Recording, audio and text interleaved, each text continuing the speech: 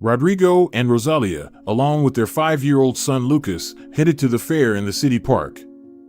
The little boy was eager to ride the attractions, indulge in ice cream and cotton candy, so he looked forward to the outing. The day wasn't overly hot, and the fair attracted a lot of people. There were children with parents, youth, and elderly couples. Everyone found something to enjoy. The youngest ones rode ponies and toy cars, teenagers shot at the shooting range, grandparents listened to street musicians and danced in pairs. Everything was wonderful, but at one point Rodrigo and Rosalia lost sight of Lucas, who was chasing pigeons around the central fountain. "Where's the little one?" exclaimed the worried mother. "He was just here," her husband replied, looking bewildered. The young couple frantically began searching for their son. They asked passers-by if they had seen a curly-haired boy in a red shirt and green shorts, but people just shook their heads in response. How could anyone remember someone in such a crowd? Rodrigo and Rosalia were seriously frightened. Where could he have gone? The young woman fretted. What if he's been kidnapped? Rodrigo did his best to reassure his wife. Don't worry, darling, we'll find him, he said encouragingly, though he himself was very scared. He feared their son might have run out of the park and into traffic. Maybe we should split up, Rodrigo suggested. I'll go to the exit and check the streets. Maybe Lucas remembered where we parked the car and went there. You go to the Green Bridge and look for him there. Rosalia nodded, barely holding back tears. On standby, her husband waved to her and hurried towards the main gates. Meanwhile, Rosalia ran towards the Green Bridge, a local landmark that attracted strollers every day. The bridge was named for the ivy that hung on both sides, forming a green wall. Underneath flowed a small stream, a pleasant spot to sit on summer evenings. Breathless, Rosalia approached the bridge, calling Lucas's name as she went. Suddenly, to her relief, she heard children's laughter. The young woman darted toward the sound and realized it was coming from under the bridge. She pushed aside the ivy and entered the semi-darkness. Her eyes took a moment to adjust, so Rosalia couldn't see anything clearly at first, but she understood that there were 2 children playing under the bridge. Apparently, they were running back and forth, taking turns chasing each other. Lucas? Rosalia asked hopefully. Mom, she heard her son's familiar voice and couldn't hold back her tears. A moment later, her son was hugging her tightly. You scared me so much, sweetheart, Rosalia said tearfully. You can't run away from Mommy and Daddy. Lucas looked up and met her eyes. Sorry, Mommy. I was playing here with my new friend, Leah. Now Rosalia noticed the little girl about 4 years old. She had curly chestnut hair and a completely dirty face. Where are your mom and dad? Rosalia asked Leah. They're probably looking for you. Leah shook her head. I don't have a daddy, the girl replied seriously. But my mommy is somewhere nearby, playing the flute. It's to make money for us. As the girl fell silent, Rosalia could indeed hear the faint sounds of music. And my grandpa went crazy with grief, Leah continued. He stopped talking. Now he's silent all the time, like a fish. Poor thing, Rosalia thought. I'll take you to your mommy, the young woman said. It's time for Lucas and me to go home. No, Mommy. I want to play a little more with Leah. Lucas protested. It's too late, Rosalia replied. You're tired. But I can sleep here, her son objected. Here, under the bridge? Rosalia was surprised. She couldn't understand where her son got such an idea. Yes, her son replied eagerly. Leah and her family do it. With these words, the boy showed his mother some crumpled blankets and pillows lying on a bed of dry grass. Rosalia was taken aback. So, the girl her son had befriended was homeless. Her first thought was to get Lucas away from here as quickly as possible. But Leah looked at her so trustingly, and she was so cute, that Rosalia wanted to know more about her and her family. She took Lucas and Leah by the hand and led them out from under the bridge. I'll call Lucas's dad now, and then you'll take us to your mom," the young woman said to the girl, taking out her phone from her bag. "I found Lucas under the bridge," Rosalia said when Rodrigo picked up the phone. He sighed with relief. "I'm coming to you," exclaimed the man, then added anxiously, "He wasn't scared, was he?" "No, everything's fine," Rosalia replied. "He was playing with a new friend. We're waiting for you at the bridge." With these words, she hung up. "Now let's go to your mom," Rosalia said to the girl. Leon nodded eagerly and ran across the bridge toward the sounds of the flute. Rosalia and Lucas could barely keep up with her. On the other side of the stream, there was a small stage where street musicians often performed, and in front of it, under the shade of willows, there was a row of benches for resting. In the center of the stage, on a low stool, sat a beautiful young woman. With her curly chestnut hair cascading to her shoulders, she closed her eyes and played the flute. She wore a simple, wrinkled linen dress. "Mama, Mama," shouted Leah, climbing the wooden steps onto the stage. "I brought my new friends." Startled, the young woman abruptly opened her eyes and stopped playing. "Leah," she said sternly, looking at her daughter. "I asked you not to shout so loudly. You scared me." Then the young woman's face took on a worried expression. "You're all dirty again. You've been playing in the dirt. We need to go to the river and wash you properly." "Sorry, Mommy," replied the girl as the young woman adjusted her dress. "I'll wash up. But please, let me introduce you to my new friends first. I'm so happy to have met them." Rosalia was surprised by the eloquence of the girl's speech. She seems to come from an educated family, she thought. Meanwhile, concern flashed across Leah's mother's face, but when she glanced at Rosalia and Lucas, she visibly relaxed. Her forehead smoothed, and a faint smile appeared on her face. "My name is Lola," she introduced herself. "I'm a musician." After a moment's pause, she added, "Though right now I'm not looking my best. Our family is going through tough times." With that, the young woman sighed heavily. "I'm Rosalia," Lucas's mother introduced herself. "Nice to meet you." She was increasingly convinced that she was dealing with very educated people. "Leah already mentioned that your grandfather went mad," Lucas chimed in. "Is that why you're having a rough time?" Rosalia gave her son a stern look, but softened a moment later. "He's still such a little child, he doesn't understand tact," she thought. "Excuse Lucas," the young woman apologized to Lola. "Oh, it's nothing," Lola said gently and, turning to the boy, said, "I appreciate your concern, Lucas." He smiled proudly. "No, it's not just that," Lola admitted. "Our house burned down a week ago, and we're living on the streets." As she said this, Lola couldn't hold back her tears. Little Leah began to comfort her mother, affectionately stroking her hand. "Oh, what a pity," Rosalia exclaimed sincerely. "So, your house wasn't insured?" "That's the thing, it wasn't," Lola confessed. "We had just moved there from another city where I grew up. My mother passed away, and my father took it very hard. It's been a year now, and he can't let go and get over the loss. So, I thought moving might help him recover. But it only got worse." Lola sniffled, and at that moment Rodrigo approached them. "Here I am," he smiled at his wife, oblivious to Lola. "Are we ready to go?" "Just a moment, dear," Rosalia said. "Let me introduce you to Lola and her daughter, Leah. They've had a tragedy, their house burned down. It wasn't insured. And now they're living on the streets."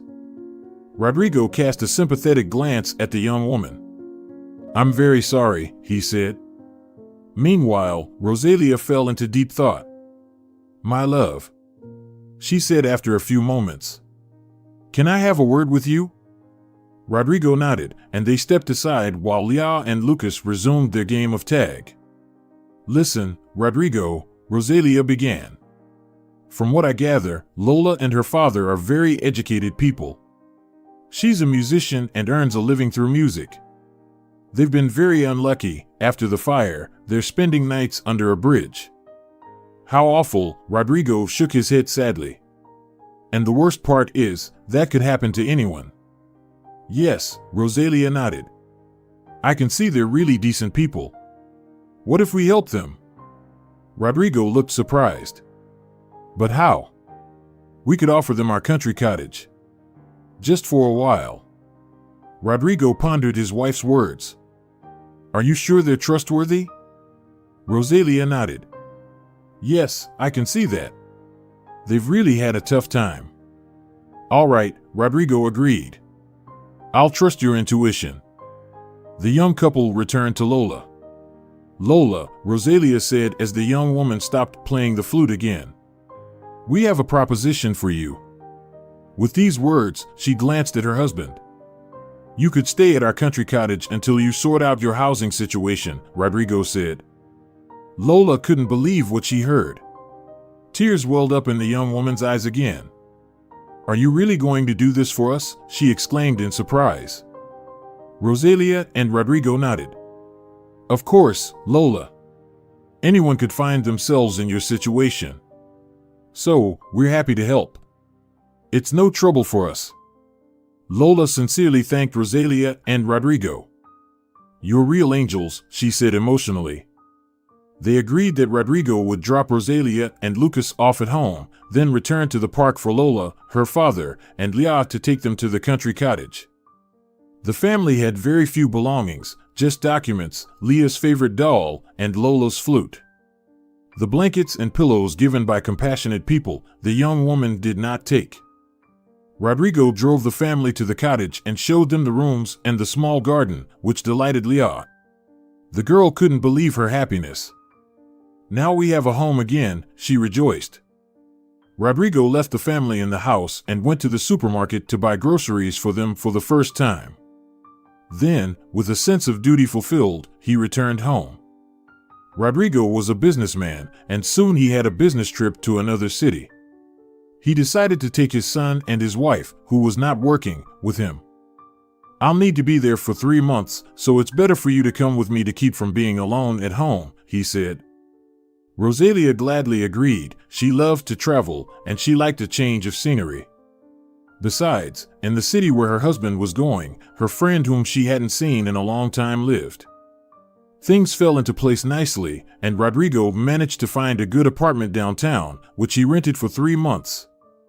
Rosalia looked forward to the trip. Before leaving, she called Lola and asked how she and her family were doing. The young woman replied that everything was fine, and she thanked Rosalia again for the opportunity to stay at the cottage. I go into the city every day to play. For now, we have enough money, but I understand we can't use your hospitality forever. So, I'm diligently looking for a good job. Don't rush, Lola. You can stay with us until you find the perfect solution, Rosalia replied. Lola sincerely thanked the young woman once again. I'm doing everything I can, she said, and, after a pause, added with a smile, Leah keeps talking about Lucas all the time. She wants to invite him over. Rosalia told the young woman that she, Rodrigo, and their son were leaving for 3 months but would definitely visit them when they returned. That was the end of their conversation. Rodrigo, Rosalia, and Lucas had a wonderful time in another city. Mother and son walked a lot during the day, and in the evenings, when Rodrigo came home from work, they played board games and went to cafes for dinner. Rosalia felt like she was on a second honeymoon, albeit this time with her little son by her side. Time flew by very quickly, and soon the day came when they had to return to their hometown. The family left early in the morning and arrived home by evening. Lucas was overjoyed to see his favorite red car-shaped bed. "Mama, I'm so happy we're home," the little one exclaimed. "I missed it so much." "Me too," replied Rosalia. "It's nice to visit, but there's no place like home." Lucas hugged his beloved teddy bear and suddenly remembered something. "When are we going to visit Leah?" Rosalia pondered for a moment. "Maybe tomorrow?" "Let's do it," agreed Lucas. "Will Daddy drive us in the car?" Rosalia kissed him on the forehead. "I think so," she nodded. "Let me ask him." Rodrigo wasn't opposed, especially since he didn't have work the next day. Rosalia called Lola the next day and warned her that they would be visiting. The young woman felt like Leah's mom hesitated for a moment, but then said, "Yes, of course, we'll be waiting for you." Rosalia decided she must have imagined it. The next day, the family woke up, had an omelet and toast with cocoa for breakfast, and set off for the cottage. Lucas couldn't wait to see Leah. When they pulled up to the house, the girl came out onto the porch and, seeing the familiar car, ran up to the gate. "It's you. You've finally come," she exclaimed joyfully and, lowering her voice, confided, "and Grandpa has arranged such a surprise." Rosalia's heart sank. Had the old man caused trouble in the house? Was that why Lola didn't seem happy to hear they were coming to visit? Rosalia bit her lip and prepared for the worst. But when she and Rodrigo entered the room, they couldn't believe their eyes. The walls of the living room, which had been empty before, were now adorned with paintings. Rosalia even felt for a moment that she had stepped into an art gallery. "I'll explain everything to you now," Lola hurriedly said as she greeted them. It was clear she was very nervous. Rodrigo and Rosalia stared at the young woman, waiting. They had no idea where all these canvases had come from. It had only been 3 months, and Lola had become a collector of paintings in that time? But where did she get the money? Wasn't she looking for a job to move into her own place? Rosalia's head was spinning. "All these paintings were done by my father," Lola finally confessed. Rosalia and Rodrigo exchanged astonished looks. "So, he's an artist?" the man clarified. Lola shook her head in response. "No, he never was. I've never seen him pick up a brush in my life, until recently," Lola said. "Then I don't understand," Rodrigo shrugged. "It's because of my mother. As I mentioned before, she passed away just over a year ago, and my father couldn't find peace. He didn't talk to anyone. Then about a week after we moved here, he suddenly asked me to buy him canvas and paints. It seemed strange to me, but I couldn't refuse him. He had been silent for so long.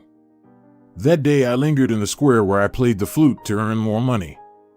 I had enough for a small canvas, brushes, and the cheapest set of paints. At home, my father thanked me for getting everything he needed. He set himself up in the garden, creating a workspace, and to my surprise, I saw him start to paint. I didn't want to disturb him. He sat in the garden for over 4 hours, hardly moving and not looking up from his work. I quietly left the house and approached him unheard. Looking over his shoulder, I saw that he had painted a poppy field and a girl in a red dress so beautifully that I couldn't believe my eyes. When the painting was finished, my father silently stood up and went inside without looking at me. He locked himself in his room, and I thought I heard him crying. I carefully took my father's painting and hung it on the wall. The next day, my father asked me to buy him another canvas, which I did. The same thing happened again. Dad painted for a very long time and then silently went back to his room. I hung the painting on the wall again, just like the first time. This repeated many times, as you probably guessed. "This is amazing," Rosalia said, examining the paintings. "It seems your father has a real gift that apparently lay dormant in him all his life." Lola nodded, barely holding back tears. "It's a pity Mom never saw this," she said. Rosalia agreed with her. Yes, she would have loved it. Meanwhile, Rodrigo was silently thoughtful, as if considering something in his mind. "Maybe we should sit in the garden?" "I'll bring some drinks," Lola suggested. "With pleasure," Rosalia replied. They left the house and, descending from the porch, walked along the path to a white gazebo shaded by a large oak tree. There was a small table and 2 garden benches. Rodrigo and Rosalia sat down on one of them. "What are you thinking about?" the young woman asked. "I have an idea," Rodrigo replied seriously. Rosalia didn't interfere with him. Lola brought a tray with cool lemonade and fresh fruits. "Help yourselves," she warmly offered, placing the tray on the table and sitting across from the young couple. Rosalia gladly took a sip, only now realizing how thirsty she was. "How's the job search going?" she cautiously asked, not wanting Lola to think she was trying to drive her away from the summer cottage. Lola sighed. "Not well so far," she sadly replied. It was clear this question troubled the young woman, and Rosalia regretted asking it. She reached out and took Lola's hand. "You'll find a job for sure. Everything happens in its own time," Rosalia encouraged. "I hope so," Lola weakly smiled. "I need a job to find my own place." At that moment, Rodrigo chimed in. "I have an alternative idea," he said weightily. Both women looked at him with surprise.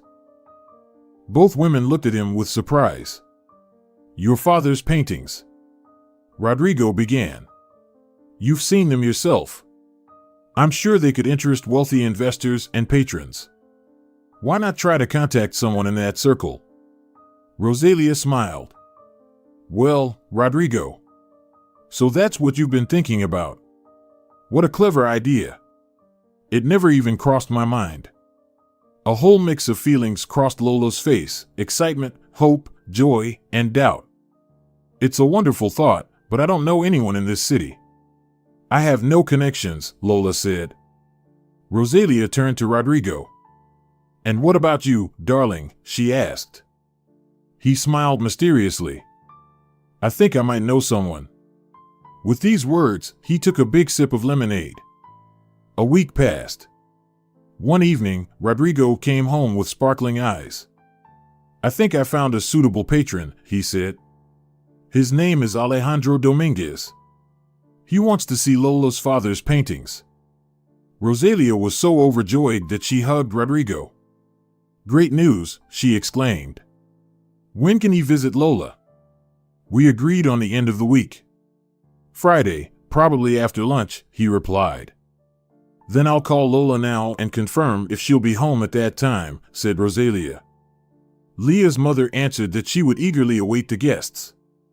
On Friday, Lucas and his mother went to visit Lola and her family in Rosalia's car. Rodrigo was delayed and couldn't catch up with them. "We'll meet at Lola's. I'll bring Alejandro Dominguez," her husband said. Rosalia rarely drove, so she was a bit nervous on the road, but fortunately everything went more than smoothly, and she neatly parked at the country house. Leah ran onto the porch and rushed to Lucas with wild cries of joy. "You finally came. I've been waiting so long. Mom and I baked a chocolate cake," she exclaimed. Lucas jumped out of the car and ran to his girlfriend. Rosalia turned off the engine and calmly headed for the house. Lola was still busy in the kitchen, decorating the cake with cream roses. Rosalia wanted to help, but the young woman just shook her head. "Just a little left," she said. "Then I'll wait in the living room," Rosalia said. "I'll finish and bring drinks shortly," Lola promised. "Don't rush," replied Rosalia from the living room. Her attention was once again drawn to Lola's father's paintings. She started walking along the walls, carefully examining them. Stopping in front of the very first canvas depicting a poppy field and a girl, Rosalia took a deep breath. For a moment, she felt like she could sense the summer day captured on the canvas by the gifted artist. "I remember this field as if it were today," Rosalia suddenly heard a hoarse elderly voice. Startled, she turned around and saw Lola's father standing before her. She couldn't believe he was speaking to her. "It was a hot May day," the old man continued. "Esmeralda and I were riding bikes and stopped at this poppy field. It was our first date." "Esmeralda, is that Lola's mom?" Rosalia cautiously clarified. The old man nodded, tears welling up in his eyes. "Tell me, how did you two meet?" the young woman dared to ask, sitting down on the edge of the couch. The old man weakly smiled at her and sat down on the other side. He paused for a moment, his eyes clouded with a mist of memories. Then Leah's grandfather sighed and began his story. "I first saw Esmeralda when I came to study in the college town in the south of the country. She was sitting on a bench in the park under a peach tree, reading some book. She wore a white dress with pink flowers, and the wind gracefully played with the ruffles. I couldn't take my eyes off this girl. She was slender and tall, and her long reddish chestnut hair constantly fell onto her face. She impatiently brushed it away and turned page after page, oblivious to the world around her. Books were always her passion. I wanted to sit on the bench next to her, but suddenly a tall guy approached her. Esmeralda flinched when he called her by name, but then immediately smiled at him. He sat down next to her and handed her a sandwich in a paper bag. They had lunch together and laughed. While I stood aside and burned with jealousy, I desperately wanted to be in that tall guy's place. After watching them for about 5 minutes, I croaked with frustration and left the park in a very bad mood. I thought I would soon forget the girl in the white dress, but she started haunting my dreams at night. During the day, I desperately wanted to see her again. And one day, my dream came true. My friend invited me to go to the movies for a comedy session. I agreed because I had nothing better to do. Of course, I would have preferred to go to the movies with the girl, not with my friend, but I had no choice. We arrived there just before 8 o'clock and stood in line at the box office. Out of boredom, I was examining the posters on the walls when suddenly I heard a very infectious and vaguely familiar laughter. I looked in the direction from where it was coming and saw that very same girl from the park. Today she was wearing a blue dress with small polka dots, the top of which hugged her slender waist, and the skirt flared out to her delicate ankles. The girl's legs were adorned with white sandals. She had tied her hair up in a high ponytail and put on long silver earrings. She looked so charming that I stood there with my mouth open. However, just a moment later, I was again filled with frustration. Next to the girl was the same tall guy. He was animatedly telling her something, and she was laughing at his jokes. I felt a pang of jealousy again. Why was he next to her and not me? Sensing my gaze, the girl suddenly looked straight into my eyes. I distinctly felt myself blushing. She slightly squinted and bit her lower lip. It was so exciting that for a moment I lost touch with reality. Then Esmeralda quickly looked away and didn't look in my direction again. My friend noticed that I seemed to be absent and followed my gaze. "Are you infatuated with this girl?" he asked mockingly. "Do you know her?" I asked hopefully instead of answering. My friend nodded. "She's studying at the philological faculty. There are the most beautiful girls there." "Yes, she's beautiful. But that tall guy is always around her. I can't even approach her." My friend looked again at Esmeralda and her companion. "She looks at him like that," he whistled. "It seems you don't stand a chance, old man." His words made me bitter, and I firmly resolved to forget the girl in the blue dress. But I didn't keep my word. The next time I saw her in the library, she was wearing a soft yellow blouse and a pink skirt. Her hair freely cascaded down her shoulders. The girl wore glasses and looked very smart and serious. She was alone. Of course, I knew she had a boyfriend, but something pushed me toward her. I decided it was my chance, which couldn't be missed, and approached her closer, grabbing the first book I came across on the way. "Can I sit at your table?" I asked with a trembling voice. My knees were shaking, and my heart was pounding like crazy. Esmeralda looked up and gazed at me with surprise. I couldn't tell if she recognized me or not.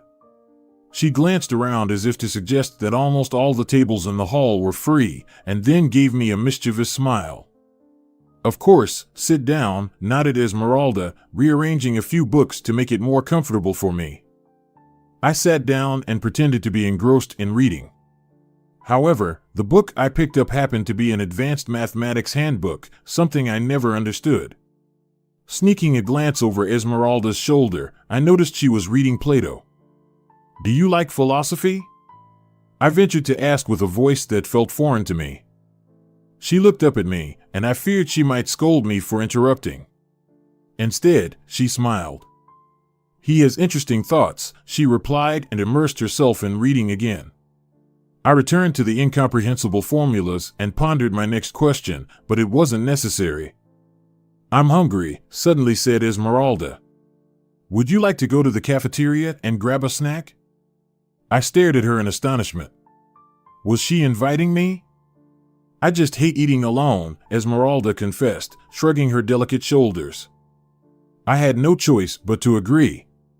As we walked towards the stairs, I was secretly overjoyed. Yet, I couldn't help but worry that her boyfriend might suddenly appear during lunch, which dampened my enthusiasm. We descended to the cafeteria, nearly empty at that hour. Esmeralda chose a table by the window and sat down. I took the seat opposite her. "What would you like?" I asked, handing her the menu. "I love the croissants with cream cheese and blueberries here. How about you?" Confessing that I rarely visited cafes, I shrugged. "I think I'll try your favorite croissant." "And I'll have a cappuccino," Esmeralda added with a nod. I placed our order and was told it would be ready in 5 minutes. Returning to the table, I cautiously looked at Esmeralda. "So, you study advanced mathematics?" she asked, squinting slightly. She sees right through me, I thought. "Actually, no," I confessed. "Sometimes I just need a distraction. I'm a historian." "Oh, I didn't expect that," Esmeralda said, surprised. "So you're also a humanities person?" "We have a lot in common," I blurted out, blushing deeply. Fortunately, the waiter arrived with our order, and we eagerly dug in. I was hungrier than I realized, and the croissant was indeed delicious. Suddenly, I felt very comfortable with Esmeralda, like I could just be myself. It was different from my experiences with other girls. I relaxed, and our conversation flowed easily and naturally. To be honest, I forgot about everything else in the world, so when her tall friend suddenly appeared at our table, I froze. "There you are. I've been looking everywhere for you," he said to Esmeralda without paying any attention to me. I expected her to blush or become flustered that her friend caught her with someone else, but she just smiled cheerfully. "Oh, Pablo, sorry I didn't warn you. Were you waiting for me upstairs?" "Yes," in the philosophy literature section, Pablo nodded and pulled a chair to sit at our table. I was very surprised because I didn't notice any jealousy in him. He didn't cast sideways glances at me or appear nervous. Esmeralda also acted completely at ease. "Oh, I didn't introduce you too," she suddenly realized, looking at me with embarrassment. "This is..." She glanced at me shyly. "I'm sorry, but I didn't ask your name." With that, she giggled. Pablo joined in. "Oh, Esmeralda, you're always in your own world. Sitting in a cafe with a young man and not even knowing his name. Esmeralda." That was the first time I heard that divine name, and it imprinted itself on my heart forever. "My name is Ernesto," I said. Just like Hemingway, Esmeralda smiled approvingly. "Easy to remember." She took a sip of her cappuccino and said, "And this is Pablo, my brother." I couldn't believe it at first. The tall guy I'd been so jealous of turned out to be Esmeralda's brother. How foolish I had been. I should have asked right away. I felt so uplifted that I wanted to skip, sing, and dance. But naturally, I restrained myself. "Very nice to meet you, Pablo." Like Picasso, I echoed Esmeralda's joke, and the three of us laughed. Later, I took Esmeralda's phone number and went home. No, went wouldn't be accurate. I flew through the streets of the town as if carried by wings. The next day, I called Esmeralda and invited her for a walk. It was a day off, and the streets were filled with elegantly dressed people. Esmeralda looked wonderful in a red sundress and a white blouse with lantern sleeves. She tied her hair with a red ribbon and wore small golden flower-shaped earrings. We walked for a long time in the main park in the city center. When we stopped for a snack at the cafe, Esmeralda suddenly spotted a bike rental nearby. We quickly finished the sandwiches I had ordered, drank some juice, and ran over there. "I love bike rides," Esmeralda said, holding my hand tightly. Her touch felt comforting, and I was ready to do anything for her. If she had suggested flying to the moon at that moment, I would have agreed without hesitation. We rented 2 bikes and started riding. Our town was small, so we didn't notice how we ended up on the outskirts. I suggested we return to the center, but Esmeralda shook her head. let's go outside the town, she said. I want to take a walk in the field. I couldn't argue with her, so we went further, although I was already very tired. I was never quite athletic. Esmeralda, on the other hand, looked fresh and energetic. She must have really loved cycling. When I was 5, my dad gave me my first tricycle, Esmeralda said when we stopped to admire the beautiful view. Wow, that's great, I replied, looking at her tenderly. She looked very beautiful at that moment. Her hair was tousled, cheeks flushed. I desperately wanted to kiss her, but I restrained myself. Since then, I can't remember a time when I didn't have a bicycle, Esmeralda continued. Though now I'm so far from everything I used to love. She sighed heavily. I miss my parents and my grandma a lot, she confessed. It's good that Pablo is with me. I wanted to hug her to comfort her, and this time I didn't hold back. Esmeralda pressed against me, and I felt like I was holding a precious treasure in my arms. We stood like that for a while, then got back on our bikes and continued. Ahead of us stretched a large poppy field. The crimson poppies wonderfully complemented Esmeralda's red dress. I regretted not bringing a camera with me. Instead, I tried to capture the scene in my memory. We wandered through the poppy field for a long time, hardly speaking to each other, just enjoying the sun, warmth, and the fact that we were together. I will always remember that wonderful day, and it remains as vivid in my memories as it was over 50 years ago.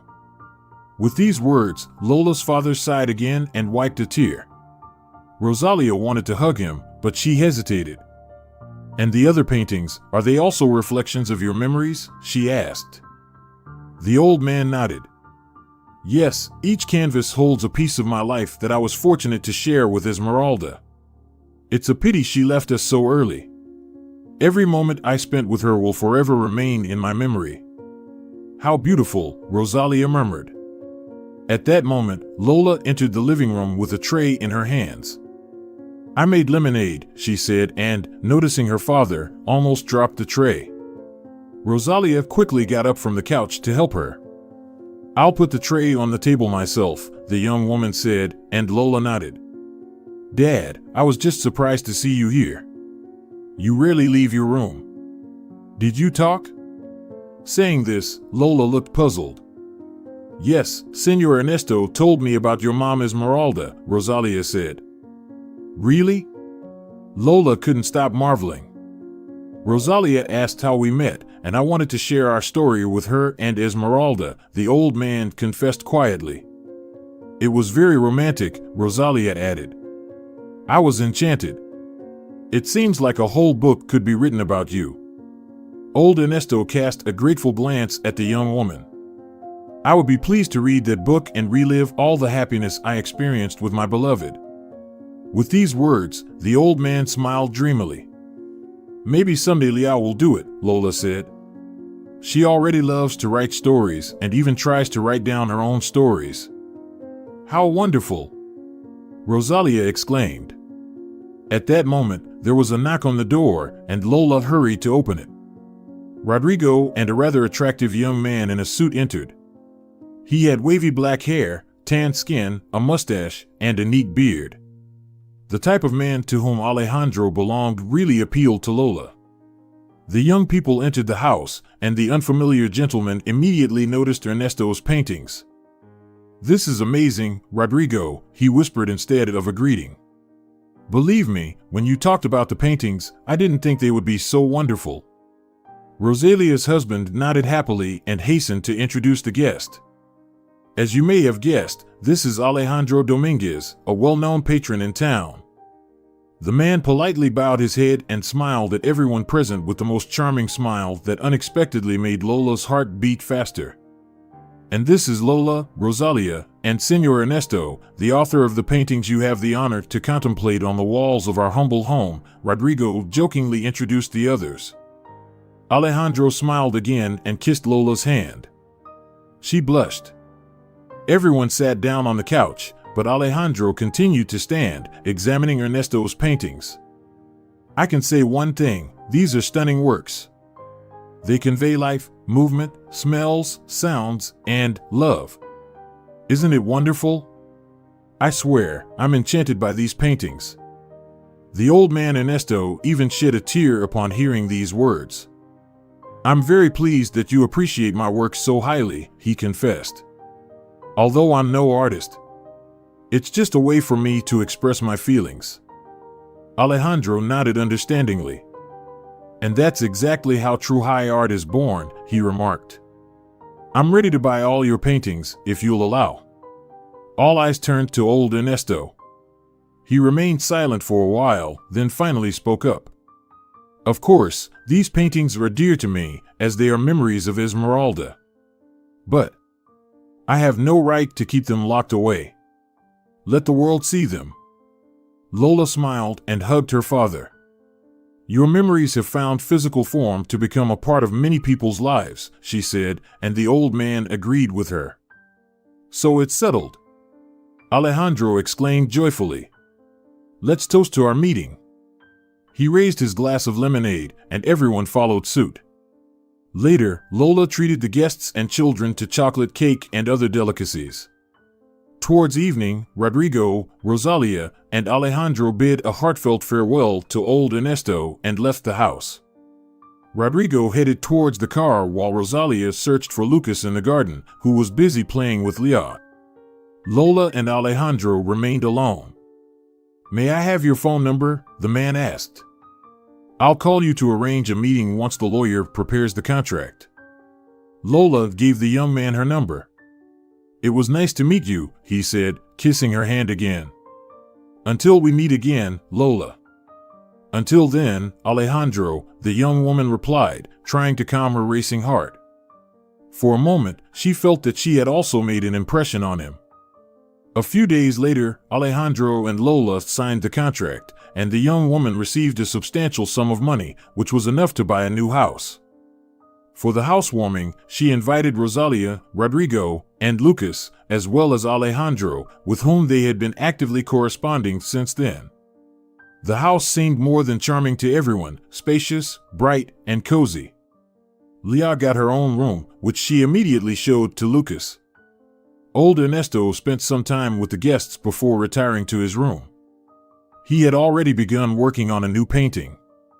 The young people had a great time, discussing various topics, and later Rodrigo and Rosalia prepared to leave for home. Lola escorted them to the gate, leaving Alejandro and herself alone. Lola, may I ask you a personal question? Alejandro asked. The young woman noticed his slightly trembling hands. Of course, she replied, shyly glancing at him. About Leah's father. What happened to him? Alejandro awkwardly inquired. Lola lowered her head. He passed away when Leah was just a year old, she answered softly. I'm sorry, Alejandro sympathetically murmured. He didn't know what to say or where to put his hands. Lola looked up and met his gaze. It's okay, she whispered. I've come to terms with the loss. My late husband holds a special place in my heart, but life goes on. Alejandro nodded. Then, may I dare to invite you on a date, he stammered. Lola lowered her eyelashes and nodded. Yes, you may, she said. Thus began another beautiful love story. Alejandro and Lola started dating, fell in love, and a year later, the man proposed to the young woman, who happily accepted. She continued to play the flute, but thanks to her husband's connections, she now performed in concerts. Lola and Alejandro, along with Rosalia and Rodrigo, continued their close friendship as families, and their children eagerly anticipated each new meeting. Dear viewers, if you enjoyed the story, please support the video by liking it and leaving a comment. Thank you very much.